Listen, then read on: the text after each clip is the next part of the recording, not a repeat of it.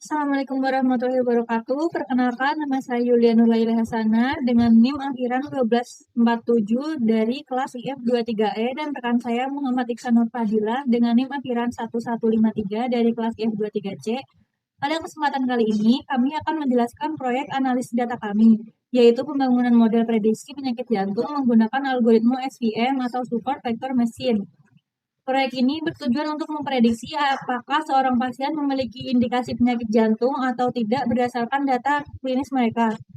Dataset yang kami gunakan bersumber dari Kaggle, yaitu dataset Heart Disease Care Plan atau UCI. Dataset ini sangat populer di dunia medis dan machine learning. Kami menggunakan versi data yang sudah dibersihkan. Jika kita melihat pada layar, dataset ini terdiri dari 14 kolom.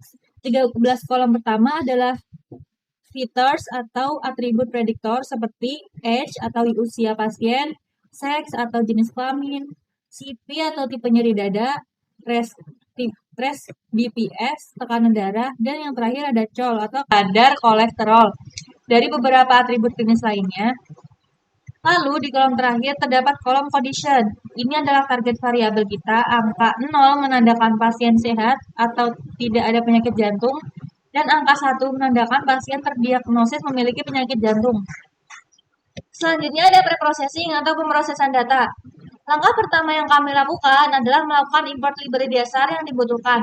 Kami menggunakan Pandas dan NumPy untuk memanipulasi data, serta Sklearn untuk pemisahan data standarisasi dan pembangunan model SVM. Kemudian, kami memuat dataset menggunakan fungsi pd read csv dan menggunakan perintah df get kurung buka kurung tutup untuk memastikan data sudah masuk dengan benar. Seperti yang terlihat, data terdiri dari angka-angka numerik.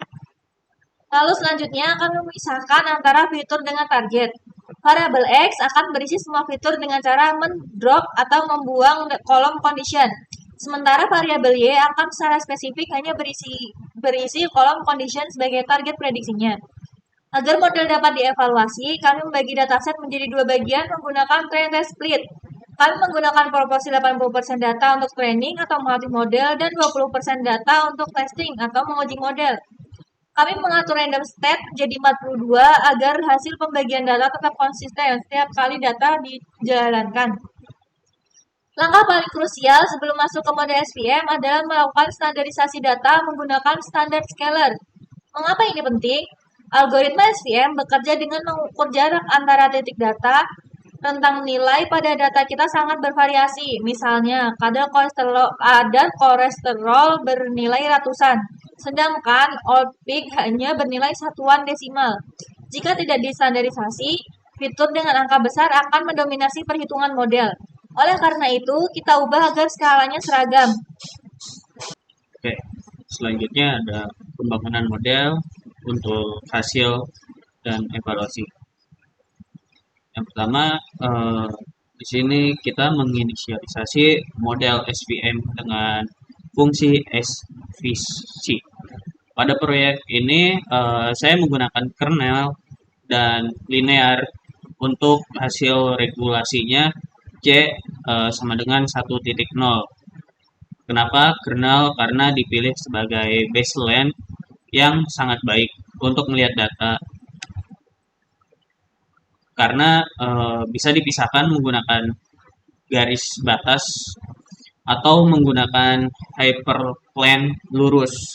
Untuk model, kemudian kita latih menggunakan perintah SVM model .fit dengan data training kita. Setelah model belajar, kita menyuruh menebak atau memprediksi data testing menggunakan fungsi predict. Dan inilah hasilnya berdasarkan evaluasi dari fungsi akurasi score. Model SVM linear kami berhasil mendapatkan akurasi sebesar 75%, dan kami juga menampilkan laporan klasifikasi atau classification report untuk melihat rincian performa model pada masing-masing kelas.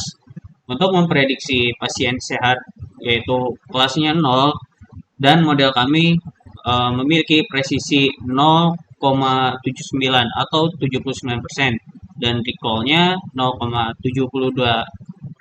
Sedangkan untuk pasien penyakit jantung itu ada di kelas 1, yang dalam kasus medis sangat penting untuk dideteksi. Model kita memiliki recall sebesar 0,79% atau 79%.